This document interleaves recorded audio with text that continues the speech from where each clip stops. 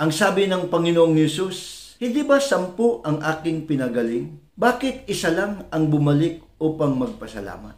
Nasaan na pala ang 9? Bakit hindi sila bumalik upang magbigay papuri sa Diyos?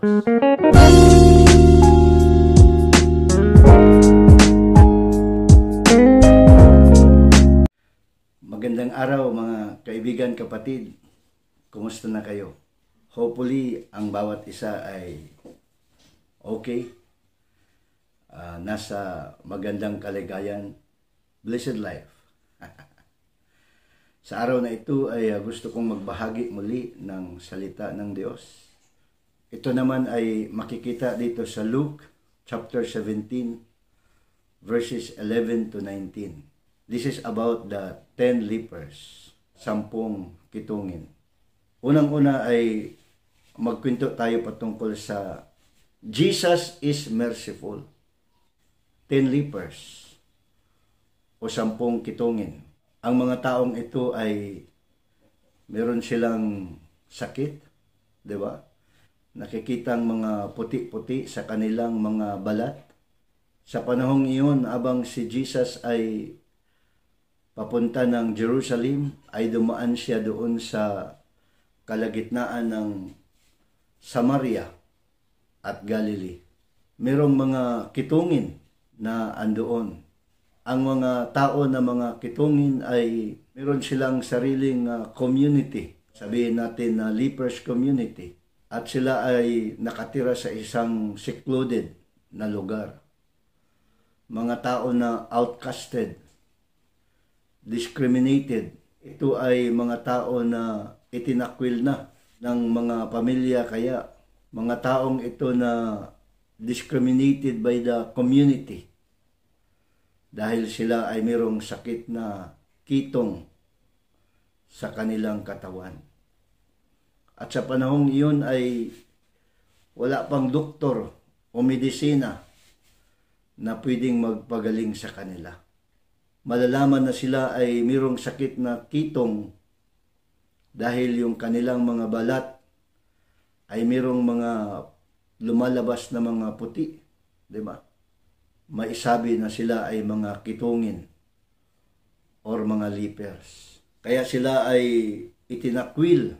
Yung kanilang buhay ay malungkot na sila ay nakatira sa lonely place. Lonely life ang kanilang karanasan.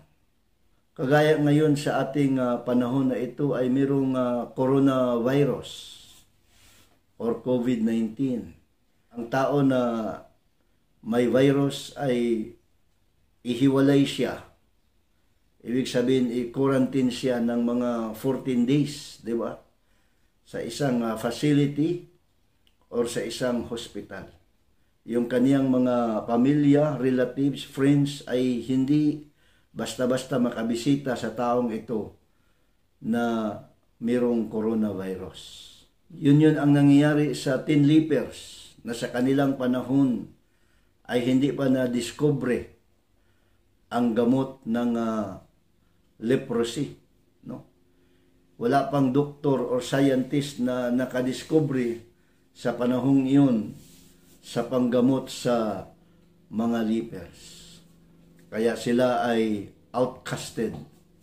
Kaya sila ay discriminated. Inilayo sa community. Kaya lang sa panahon na yun, si Jesus ay papunta ng Jerusalem. At si Jesus ay dumaan sa kalagitnaan ng Galilee at sa Samaria. At doon naman ay mayroong mga lepers or mga taong mga kitungin. 10 sila. Nung nalaman nila na si Jesus ay dumaan, ay sila ay biglang sumigaw. Sila ay biglang humingi ng tulong sa Panginoong Yesus. Sabi nila, Jesus, Master, have mercy on us. Jesus, Panginoon, mahabag po kayo sa amin. They asked Jesus for mercy. Na ang mga kitungin na yun ay humingi sila ng tulong sa Diyos. Sila ay nagpakumbaba, sila ay sumigaw, sila ay hindi nahihiya, at sabi nila na, Panginoon, Panginoong Hesus, maawa po kayo sa amin. Mahabag po kayo sa amin. Sila ay humingi ng tulong sa Panginoong Hesus na sila ay pagalingin ng kanilang sakit. Dahil walang doktor na makapagaling sa kanila eh. Walang gamot na nadiskubre para mapagaling sa kanila sa panahon ng iyon. Yung kanilang pamilya, itinakwil na kaya sila. Yung kanilang mga kaibigan, relatives, ay hindi na sila kinakailangan. At sila ay nakatira na lang doon sa community ng mga lepers.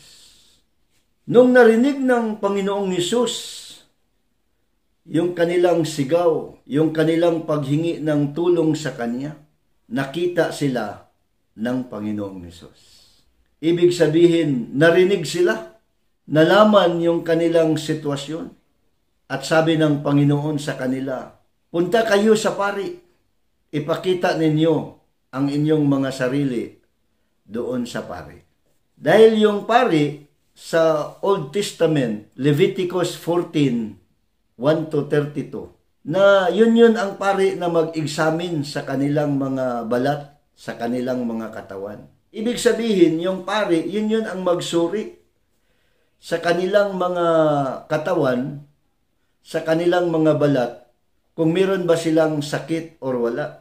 Tapos kung meron man, di ba, ang pari ay gagawa ng ritual or tuntunin ng isang pari na maghandog, pantubos para sa kanila. Ibig sabihin, atonement, na mayroong pangtubos na mga hayop kaya or mga ibon kaya para sila ay malinisan sa kanilang mga katawan, sa kanilang sakit, di ba?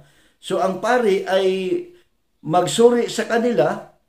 Tapos, ang pari din ay mag-pronounce, magbigay ng declaration kung ang taong yun or yung kitungin na yun ay magaling na or hindi magaling. Diba? So, ibig sabihin, mayroong seremonyas, mayroong tuntunin na gagawin ang pari para sa mga taong mga kitungin. Kaya, yun ang sabi ng Panginoong Hesus, pupunta kayo sa pari.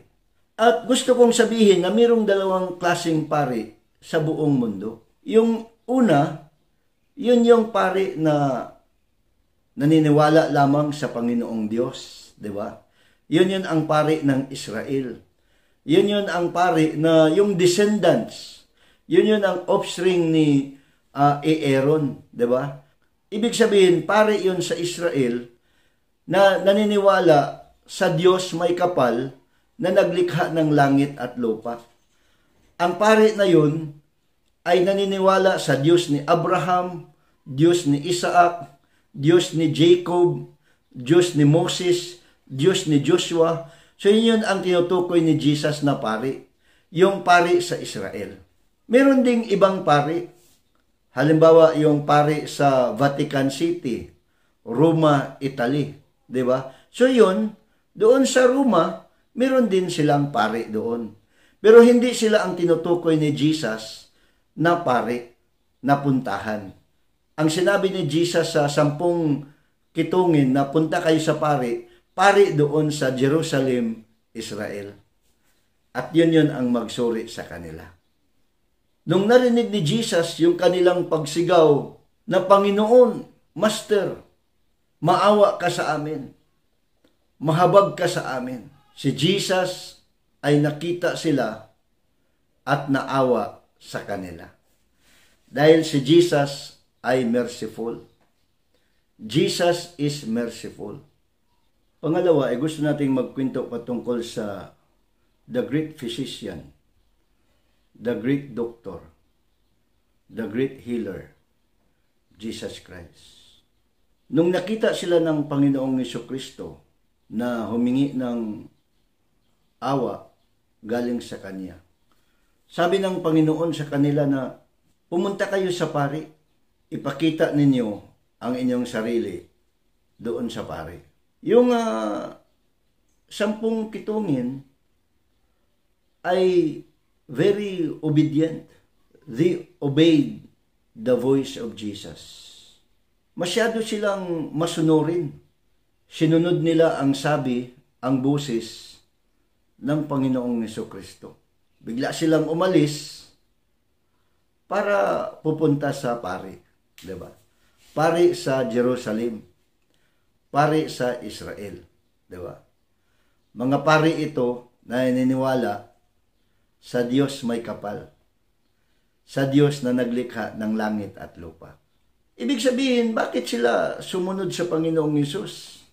Bakit sila kaagad-agad pumunta sa pari?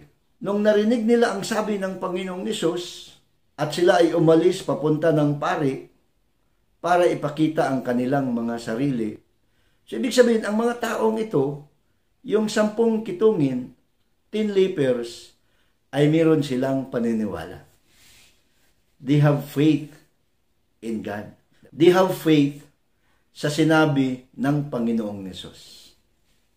Humingi sila ng awa, mahabag kayo sa amin, Panginoon, maawa kayo sa amin, Panginoong Hesus.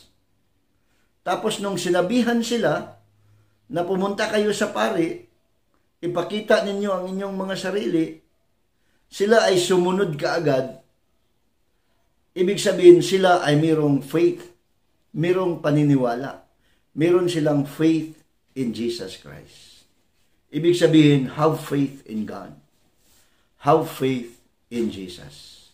Nung sila ay andoon na, nakaalis na, nasa kalsada pa lang,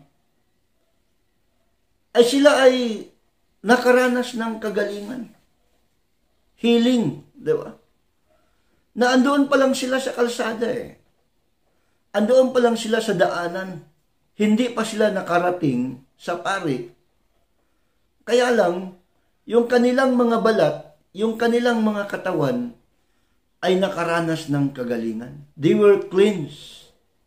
They were healed. Never pa sila na na-examine ng pari. Wala pang pari na nakasuri sa kanila. Kaya lang, naranasan nila ang kagalingan. Jesus was the great healer. Jesus was the great physician. Jesus healed them. Kahit nasa kalsada pa lang sila. Napakagaling, no? Napakagaling na yung mga tao na yun, 10 lepers, 10 kitungin, na walang doctors na pwedeng makapagaling sa kanila. Wala pang medisina na nadiskubre para mapagaling sa kanila sa panahong yun. Kaya lang, pinagaling sila sa Diyos habang sila ay naglalakad patungo pa lang sa pari. Ibig sabihin, Jesus healed them. Jesus is the great healer. Kumusta tayo, mga kapatid, kaibigan, di ba? Nanalangin ka ba? Meron ka bang sakit? May nararamdaman ka ba sa sarili mo, sa buhay mo? Tumawag ka sa Diyos. Tumawag ka sa Panginoong Hesus.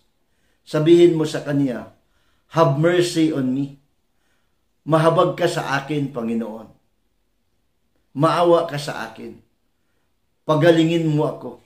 Kung ano ang sasabihin ng Panginoon sa iyo ngayon, at kung ikaw ay susunod sa sasabihin ng Diyos, at habang ikaw ay nanalangin, habang ikaw ay nagbabasa ng salita ng Diyos, at humingi ng awa sa Diyos na ikaw ay pagalingin, at susunod ka sa sasabihin ng Diyos, at meron kang pananampalataya sa Panginoon, then maranasan natin ang kagalingan sa buhay natin dahil ang Panginoong Jesucristo ay ating great healer. Siya ang ating great physician. Amen ba yan? Miracle. Yung 10 kitungin ay nakaranas ng milagro sa buhay nila. Na-experience nila. Nakita nila. At ang milagro na yon ay ginawa ng Panginoong Jesucristo. Ay naranasan nila yung freedom. sa buhay nila. Na sila ay pwede na silang babalik sa kanilang pamilya. Pwede na silang babalik sa kanilang mga relatives, mga kaibigan, at magsabi sa kanila, magbigay ng patutuo na, hey, magaling na kami. Pinagaling kami ng Panginoong Jesucristo. Siya ay nahabag sa amin. Siya ay naawa sa amin. Siya lamang ang nagpagaling sa buhay namin. Pwede na nilang sabihin yun. Di ba? Ganon ang milagro na nakita ng 10 kitungin, naranasan nila. At siyempre nakita din ng mga disciples, ng mga apostles ni Jesus Christ sa panahong iyon na kasama niya. Di ba? Jesus, the great physician. Pangatlo, the only one to glorify. Ang nag-iisang pupurihin, luwalhatiin, at pasasalamatan. Sino ba yun? Ang Panginoong Jesucristo. The merciful God, the great physician. Dapat siya ay pasasalamatan, pupurihin, luwalhatiin, habang buhay. Lalong-lalo na sa panahong yun, na siya ay kaniyang pinagaling ang 10 kitungin. Yung isang kitungin, taga Samaria yun, nung habang sila ay naglalakad, ay nakita niya yung kaniyang katawan. Naramdaman niya yung milagro, yung healing sa kaniyang sarili, sa kaniyang buhay. Nung napansin niya, ay bigla siyang bumalik.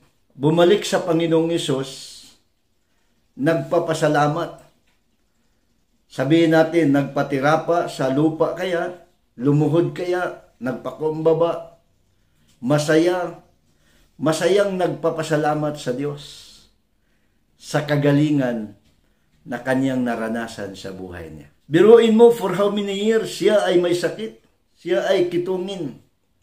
For how many years siya ay nakatira sa lepers community, na-miss na niya kaya ang kanyang mga pamilya, mga relatives, magulang, kapatid, kaibigan, di ba? All of a sudden, na-experience niya ang kagalingan sa buhay niya. At gano'n na lang ang kanyang pasasalamat sa Panginoon. Yung kanyang pasasalamat sa Diyos, Panginoong Jesucristo, ay tinanggap ng Diyos. Happy-happy ang Diyos na tinanggap ang kaniyang pasasalamat dahil siya ay pinagaling ng Diyos. I believe ganun din tayo, mga kaibigan, kapatid, di ba? Na meron tayong mga karanasan na nanalangin tayo, naniniwala sa Diyos, pinagaling ng Panginoon. Tapos nung nagpasalamat tayo sa Diyos, siyempre, yun ay nakatouch sa puso ng Panginoong Hesus.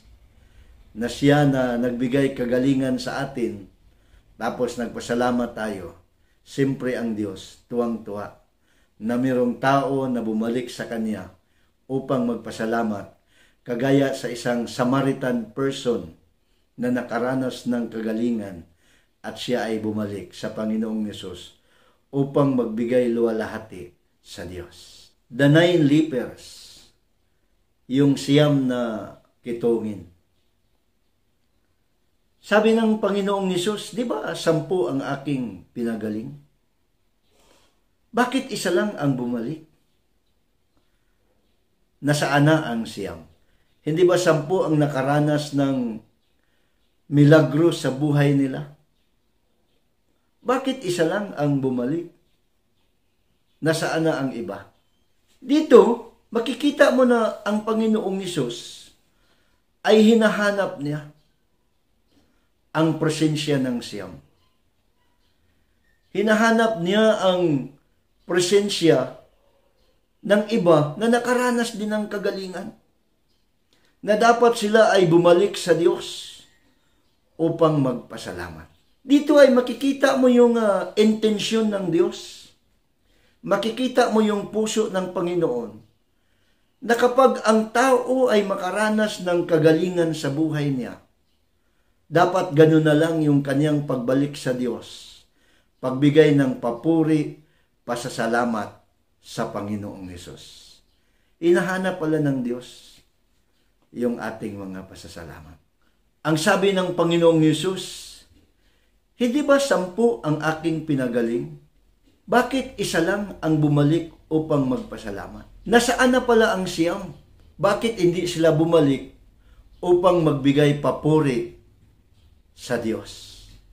Sana hindi tayo hanapan ng pasasalamat ng Diyos. Hindi tayo kagaya ng 9 na mga kitungin, na sila ay mga ungrateful, sabihin natin ingrato, hindi marunong magpasalamat. Gusto lang nilang hihingi at ibinigay sa kanila. Gusto lang nilang pagalingin at sila'y pinagaling. Ngunit sila ay hindi marunong magpasalamat. Kahit pasalamat man lang doon sa Panginoon. The only one to glorify, ang nag-iisang pupurihin, luwalhatiin, pasasalamatan, ang Panginoong Hesus. Giving God the glory, magbigay ng papuri sa Diyos. Nung pinagaling ng Diyos ang 10, sabi niya, nasaan na sila? Dapat sila magpasalamat. Dapat sila magbigay ng papuri. Bakit isa lang ang nagbigay? Ibig sabihin, magpasalamat sa Diyos. Magbigay ng luwalhati sa Diyos. Pupurihin ang Diyos. Magbigay ng priority araw at gabi upang purihin lamang ang Diyos. Dahil ang Diyos ay karapat-dapat na purihin. Forever yan. Habang buhay yan. Dito sa lupa hanggang sa langit. Ang pagbigay ng papuri sa Diyos ay habang buhay yan. From everlasting to everlasting. From eternity to eternity. Pupurihin, luwalhatiin, pasasalamatan ang Diyos lamang. God expected you and me to glorify Him all the time, anytime.